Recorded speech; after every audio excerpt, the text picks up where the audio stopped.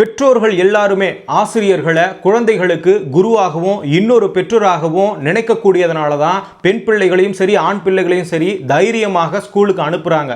அப்படிப்பட்ட இடத்துல கழிப்பறைக்குள்ளார, அதுவும் ஆசிரியர்கள் பயன்படுத்தும் அந்த கழிப்பறைக்குள்ளார 3 ஆசிரியர்கள் ஒரு பெண் பிள்ளையை, அதுவும் எத்தனை வயது, 13 வயது சிறுமியை பாலியல் வன்கொடுமைக்கு உட்படுத்தினால், அதுவும் வீடியோ எடுத்து மிரட்டி திரும்ப திரும்ப உட்படுத்தினால் எப்படி இருக்கும்? இவையெல்லாம் நம்பிக்கை கூடுமா? அந்த வக்கிர புத்தி கொண்ட ஆசிரியர்களால் மிரட்டப்பட்டதனால் 2 மாத காலம் மறைத்து வைத்திருந்தார் பயந்து. அப்படி இருக்கிற பட்சத்தில் ஹாஸ்பிட்டலுக்கு போனதனால தான் இந்த உண்மை வெளிவந்திருக்கிறது. எப்படி இனி நாங்கள் பெண் பிள்ளைகளை ஆசிரியர் இருக்கும் இடத்திற்கு நாங்கள் அனுப்புவது, அதுவும் ஆண்கள் ஆசிரியர்கள் இருக்கும் இடத்துக்கு எப்படி அனுப்புவதுன்னு சொல்லிட்டு மக்களிடையே ஒரு கொந்தளிப்பு ஏற்பட்டிருக்கிறது. அப்படி அந்த 13 வயது சிறுமிக்கு 3 வக்கிர வாத்தியார்கள் என்ன செய்தார்கள் தெரியணும்னா முழு வீடியோவை பாருங்க. கிருஷ்ணகிரி மாவட்டத்தில் போச்சம்பள்ளி ஊத்தங்கரை நடுநிலை பள்ளியில் 13 வயது சிறுமி 8ஆம் வகுப்பு படிக்கக்கூடிய மாணவி 2 மாதமா ஸ்கூலுக்கு வரலைங்க. அதனால தலைமை ஆசிரியை செல்வி அவர்கள் வீட்டுக்கே போயிட்டு விசாரிச்சிருக்கிறாரு. ஏன் வரல, எதற்கு வரவில்லைன்னு சொல்லிட்டு அந்த சிறுமி கிட்டையும் பேரண்ட்ஸ் கிட்டையும் விசாரணையை மேற்கொண்டு இருக்கிறாங்க. அப்படி விசாரணையை மேற்கொள்ளும் பொழுது அந்த சிறுமி வயிற்று வலியால் நான் அவதிப்பட்டு இருக்கேன் அப்படின்ற ஒரு தகவலை தலைமை ஆசிரியர் செல்வி கிட்ட பகிரங்கமாக கொடுக்குறாங்க. ஒரு பக்கம் எனக்கு உடல் உபாதை வர இருக்கிறது அப்படின்னு சொல்லிட்டு சிறுமி சொல்றாங்க.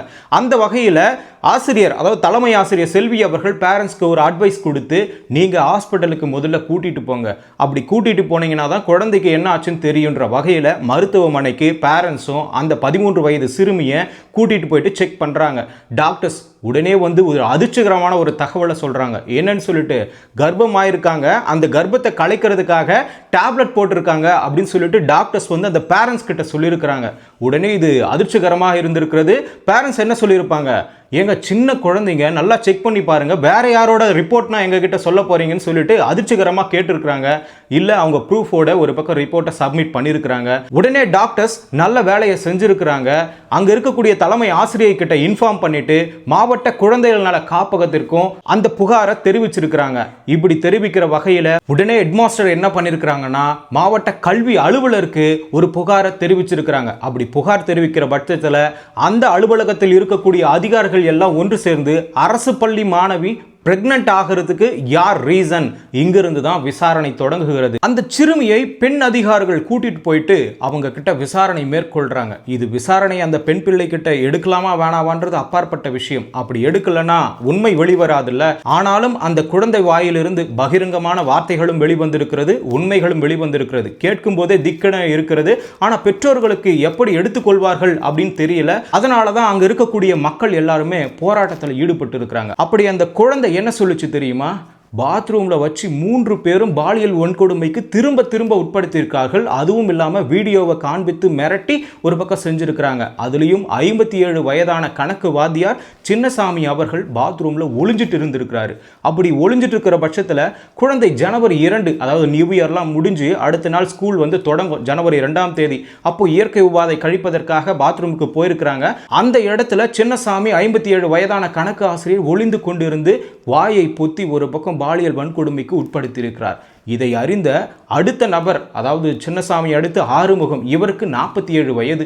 இவரும் அடுத்த நாள் மதிய வேளையில் அதே கழிப்பறையில் ஒளிந்து கொண்டிருந்து மறுபடியும் பாலியல் வன்கொடுமைக்கு உட்படுத்தி இருக்கிறார். 3ஆவதாக இருக்கக்கூடிய நபர் தாங்க கொடுமை. 37 வயது 4ஆம் வகுப்பு ஆசிரியர் பிரகாஷ் அவர்கள் மீண்டும் அந்த மதிய நாளிலே ஆறுமுகம் போனார்ல, அன்னைக்கு மதியானத்திலே மீண்டும் இன்னொரு முறை இவர் போயிட்டு பாலியல் வன்கொடுமைக்கு உட்படுத்தி இருக்கிறார். அங்கு சென்று வந்த 3 பேரோட போன்லயும் இந்த வீடியோ எல்லாமே இருக்கிறது. அந்த பெண்ணுடைய சிறுமியுடைய பலாத்கார வீடியோக்கள்லாம் இருக்கிறது. இவையெல்லாம் போலீஸ் விசாரணையில் வெளிவந்தது. இதுல கிடுக்குப்பிடியான விஷயம் என்ன தெரியுமா?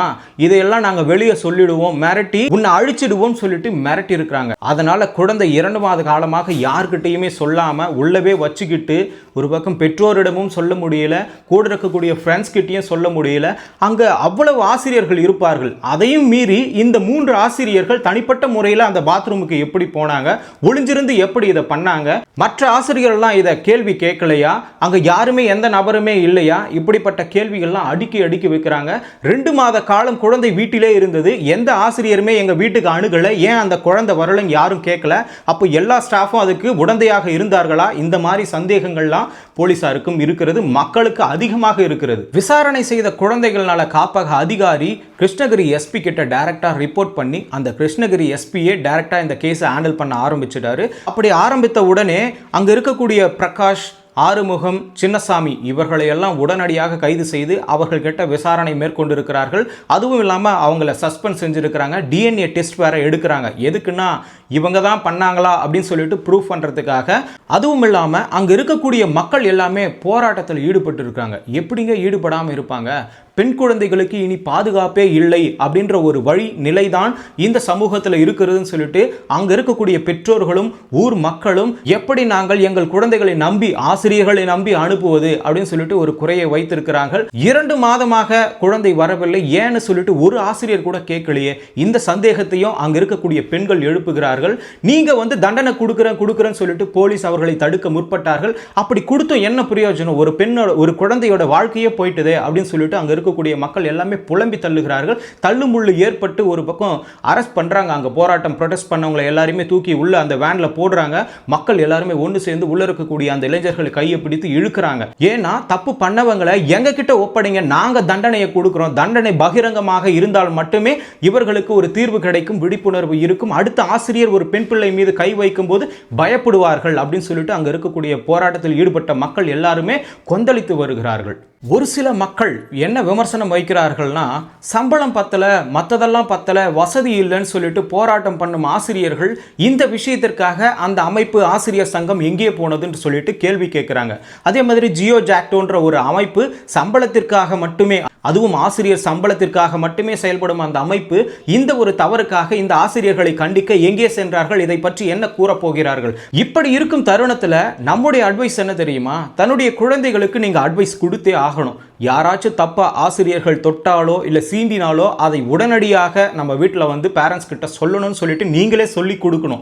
அதுவும் இல்லாமல் தப்பு நடந்து விட்டதா, வீடியோ எடுத்து மிரட்டுறானா, ஏதோ ஒன்று பண்றானா, அப்பொழுதைக்கு வந்து சொல்லி விடணும். அப்பொழுதே இந்த குழந்தை 2 மாதம் காலம் கடத்தியது போல் அவர்களை தப்புகளை மீண்டும் மீண்டும் தூண்ட வைக்க கூடாது. அந்த குழந்தை எவ்வளவு ஆழ் மனசுல கொதிச்சிருக்கும், மனதளவுல எந்த அளவுக்கு பாதிக்கப்பட்டு இருக்கும், உள்ளவே வைத்திருக்கக்கூடிய ஒரு நிலை. 8ஆம் வகுப்பு படிக்கக்கூடிய 13 வயது சிறுமிக்கே இந்த நிலைமை. நம்மள இந்த மாதிரி எல்லாம் மிரட்டுறாங்க ஒரு எண்ணம் உருவாகி இருக்கிறது. இதையெல்லாம் பார்க்கும் பொழுது என் பிள்ளைங்க படிக்கவே வேணாம், நான் வீட்டோடவே வச்சுக்கிறேன், எனக்கு படிப்பே வேணாம்னு சொல்லிட்டு ஒரு சில பெற்றோருடைய மனநிலை வந்து விட்டால் என்ன செய்வது? இந்த மாதிரி ஆசிரியர்களுக்கு தண்டனை கடுமையாக இருக்கும் பட்சத்தில் தான் அடுத்த ஆசிரியர்கள் கை வைக்கவே பயப்படுவார்கள். இதுதான் உண்மை.